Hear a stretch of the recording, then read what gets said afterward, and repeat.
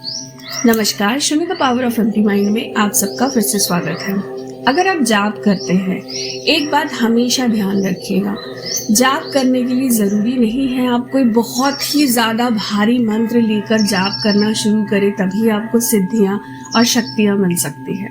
एक सिंपल से नॉर्मल से मंत्र को भी आप बहुत ताकतवर बना सकते हैं। ओम नमः शिवाय, ओम दुंग दुर्गे नमः, ऐसे कई मंत्र हैं जो कि करने में भी बहुत आसान है।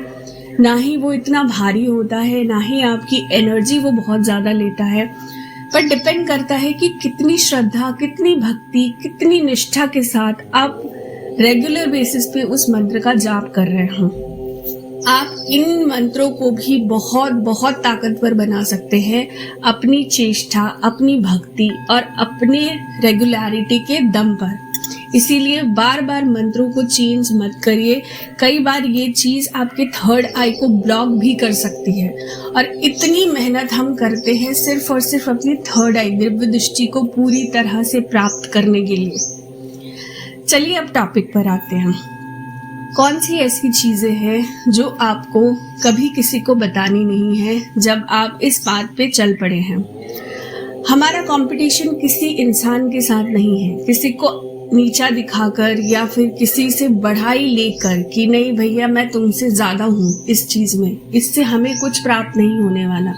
हमें अपने ईश्वर को सैटिस्फाई करना है, ना कि किसी इंसान को। ये चीज़ हमेशा ध्यान रखिएगा कि आप में या हम में किसी में भी इतनी कुव्वत नहीं है कि हम कुछ कर सके। ये हमारे इष्ट की, हमारे भक्ति के अनुसार दिए हुए कुछ गिफ्ट्स होते हैं जिनको हमें बहुत संभाल के रखना होता है।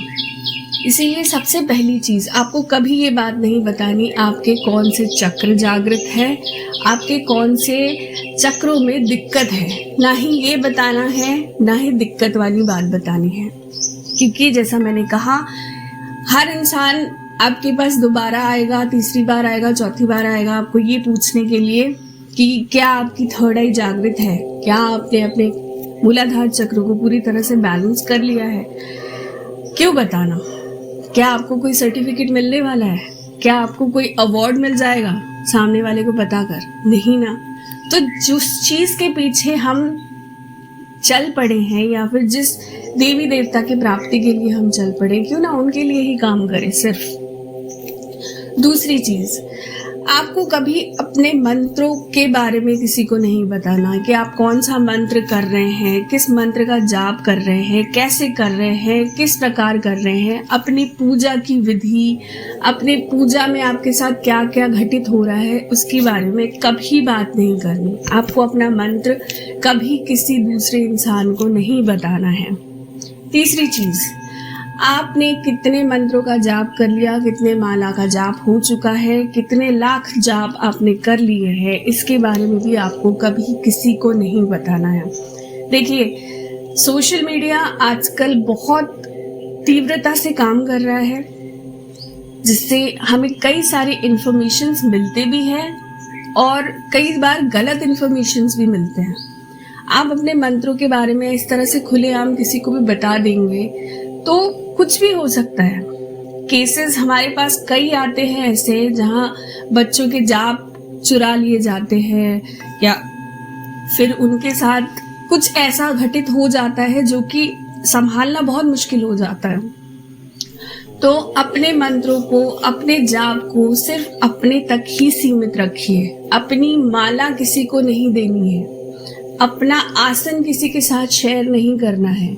इन कुछ चीज़ों का ध्यान बहुत रखना पड़ता है जब आप इस बात पे चलना शुरू कर देते हैं, क्योंकि आपके किसी भी कर्म में पवित्रता होनी चाहिए, किसी भी कर्म में आपकी पूरी निष्ठा होनी चाहिए। और जहाँ इन चीज़ों में हाथापाई होने लग जाती है या दूसरे तीसरे इंसान का हाथ लगने लग जाता है, वो चीज़ उतनी इफेक्टिव नहीं रह जाती जितनी कि आपने शुरू की हुई होती है।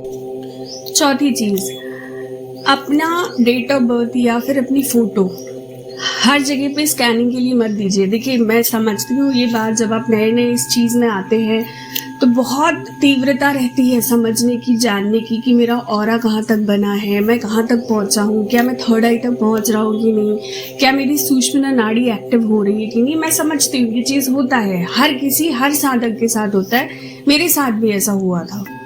पर आप जहाँ पे स्कैनिंग के लिए अपना डेट ऑफ बर्थ और अपना वो भेज रहे हैं, फोटो भेज रहे हैं, क्या आप पूरी तरह से कंफर्म है कि सामने वाला उस चीज़ को वैसे ही देखेगा जिस थिंकिंग से आपने भेजी है?